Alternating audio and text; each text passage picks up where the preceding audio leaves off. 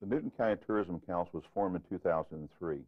We quickly realized that we could leverage and coordinate our tourism efforts by focusing on one of our most famous citizens, Thomas Hart Benton. We developed a plan with two major facets.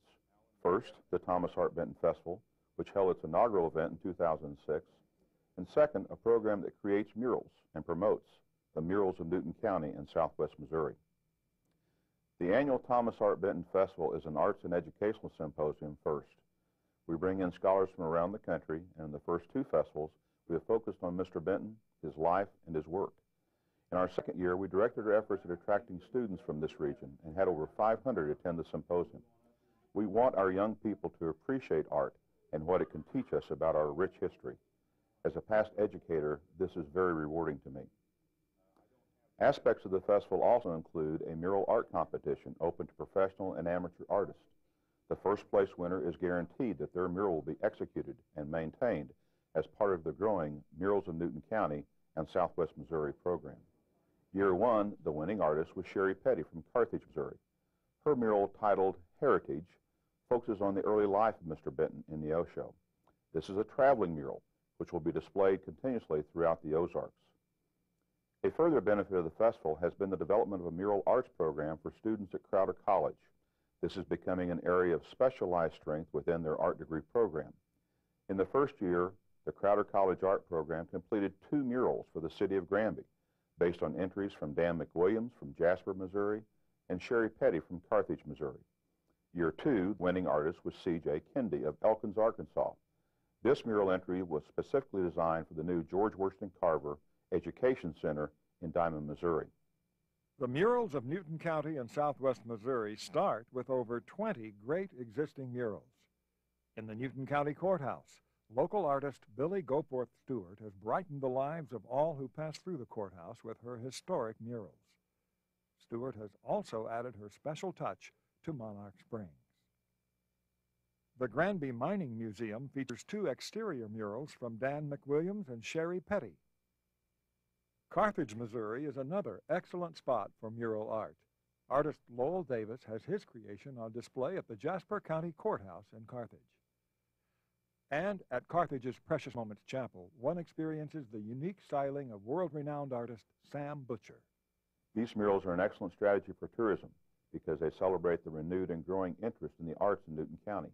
They enhance and coordinate existing tourism interest points, and they have become a point of pride for our citizens and communities. These murals paint our rich history. There are over 9 murals in planning, including an 8-foot by 20-foot mural for Neosho City Hall. This mural is being developed by the grandson of Thomas Hart Benton, Anthony Benton Good, a noted and influential muralist in his own right. A part of Mr. Good's mural will be the Neosho tribute to its hometown son, Thomas Hart Benton.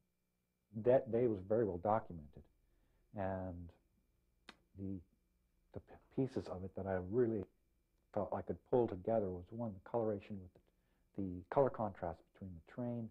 The old Kansas City Southern Belle was a beautiful train anyway, and I painted it before already. The Pawnee Indian dancers that were there for him, as well as just the crowds and the excitement of that day. My mother remembers it very well, but it does, that's just one section. It's just one part of the creation of the mural, or part of the dynamics.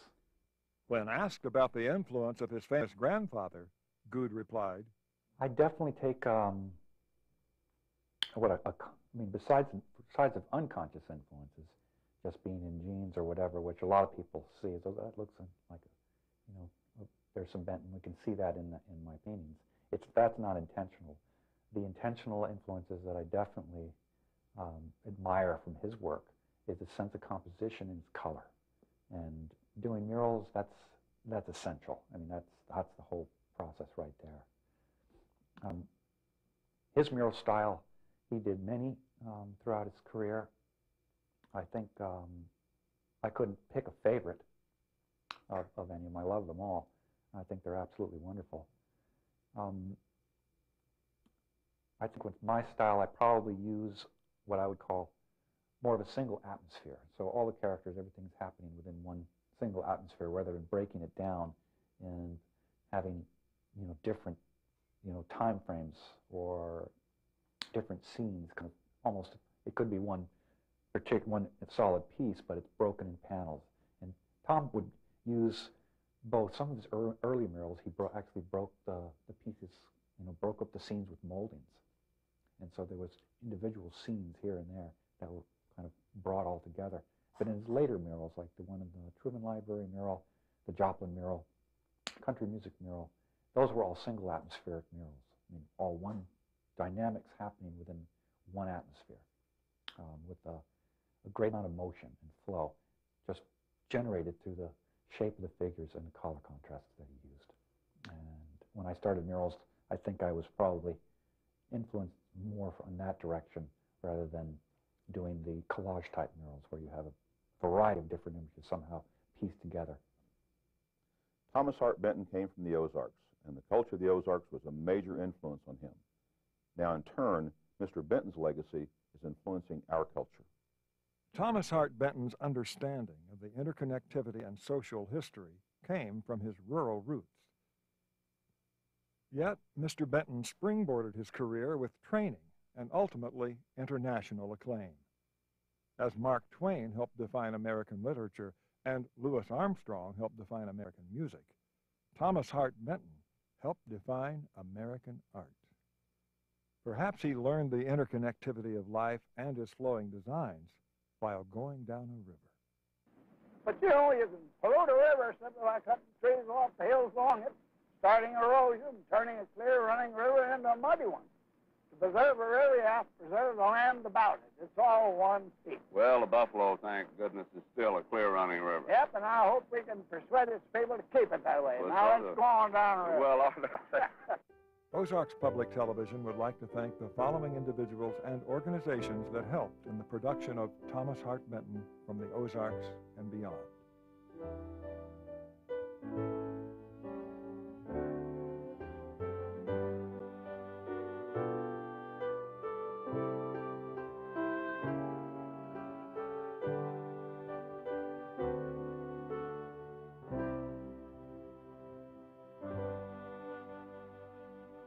Tell them this. When they come down here and make camp, clean it up before you go away. Thomas Hart Benton from the Ozarks and beyond has been proudly underwritten by Empire District Electric Company. Empire District Electric Company has served customers in the four-state area with electricity since 1909 and proudly supports this documentary of Thomas Hart Benton from the Ozarks and beyond.